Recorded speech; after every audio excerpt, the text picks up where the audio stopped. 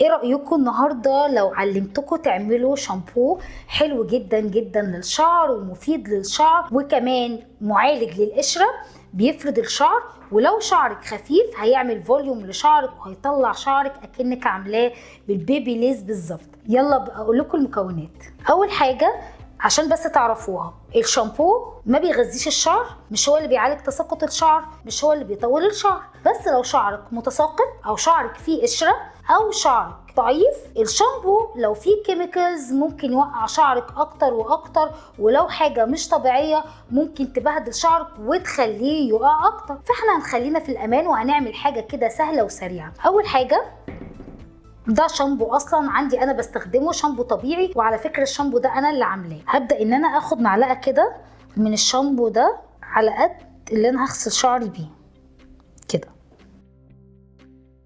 وابدا ان انا اخد معاهم معلقه من الطمي المغربي او الطين المغربي، وابدا ان انا اعمل لهم ميكس بالطريقه دي لحد ما كل الطمي يدوب، لحد لما الشامبو يبقى بالشكل ده.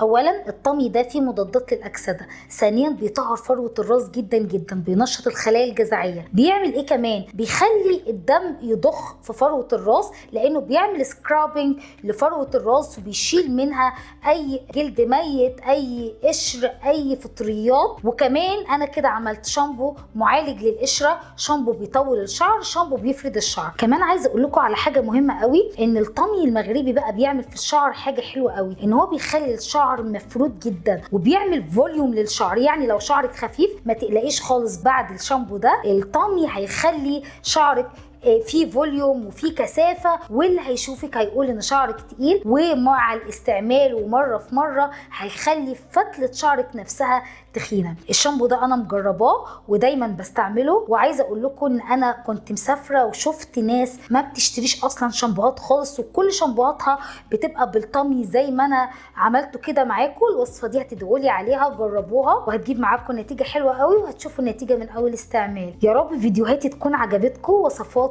تكون عجبتكم. ابعتوا لي لو في اي فيديوهات، ولو في اي اسئله ابعتوها لي في الكومنت، هرد عليكم. وانا بحبكم قوي وببذل كل مجهودي عشان اعمل لكم كل الوصفات اللي انا مجرباها. اهم حاجه كمان ان انا اكون متاكده منها ومجرباها قبل ما اقدمها لكم. اشوفكم على خير في فيديوهات جايه كتيره قوي، واستنوني في وصفه جديده ومعلومه جديده. باي باي.